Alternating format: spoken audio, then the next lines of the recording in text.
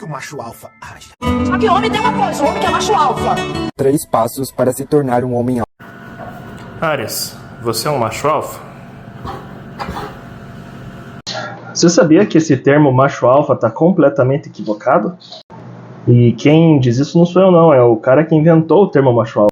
The term alpha isn't really accurate when describing most of the leaders of wolf packs. Actually, I'm very much to blame for the term alpha being used with wolves. I published a book in 1970 that now has over 110,000 copies in circulation, and in that I labeled the top wolf in the pack the alpha, and I did that because at that time that's all that science knew, and in the 35 years since that time we've learned an awful lot. One of the things we've learned is that the term alpha is really incorrect when applied to most wolf pack leaders.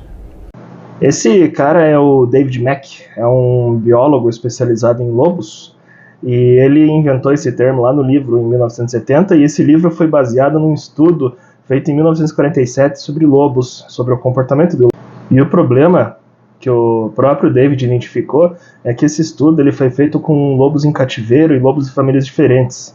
E nesse tipo de situação, os lobos eles se comportavam numa hierarquia baseada na força. Mas na natureza não é isso que acontece. Na natureza, na verdade, os lobos eles se organizam em famílias consanguíneas. Tem o lobo pai, o lobo mãe e os filhos. E os líderes é o pai e a mãe. Apenas isso. Ironicamente, o livro do David alcançou muito mais gente do que a retratação dele.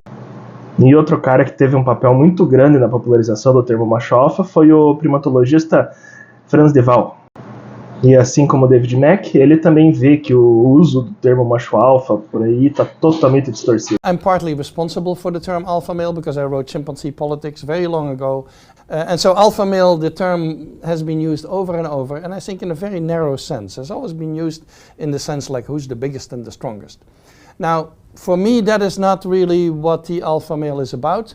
I think being big and strong has benefits. Certainly in a chimpanzee society, being big and strong is a way to get to the top. But then once you're at the top, I usually distinguish two kinds of alpha males. I consider the bullies. Those are the ones who frighten everybody and terrorize everybody and beat them over the head and win the fights and so on. And the leaders, the ones who mediate in conflicts, they stop conflicts.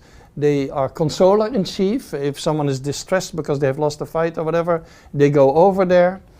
In human society you can see that kind of role also. For example, the Pope will go to a village that has been destroyed by an earthquake, or the President will go to a place that had been hurt by a hurricane.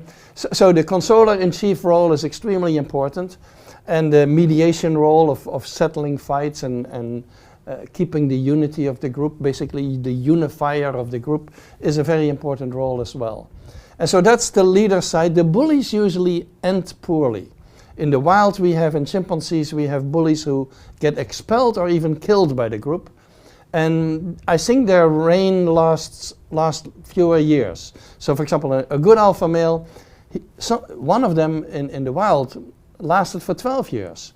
And I think the reason these males sometimes can be in power for 12 years is because the group likes them. And so the group has no reason to support a challenger. If there's a challenger coming along who challenges that alpha male and he's a very good leader, they're going to defend him. They keep him in power. So it's almost like a democratic mechanism right there. And if it's a bully, then the first thing they do if there's a challenger is support the challenger. And so that's why also in chimpanzee society, the alpha male very often is a good leader and is a unifier.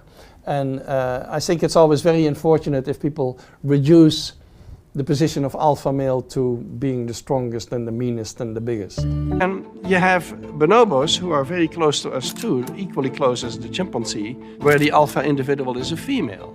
Então, se a gente pode tirar alguma lição da natureza, dos lobos e dos primatas, sobre o que é ser um macho alfa, o que é ser um líder, no caso dos lobos, basta ser um bom pai ou uma boa mãe, e no caso dos primatas é só não ser um pau no cu, mas sim uma pessoa gente boa, que trata todo mundo bem com respeito, ajuda a mediar conflito, promove união no grupo.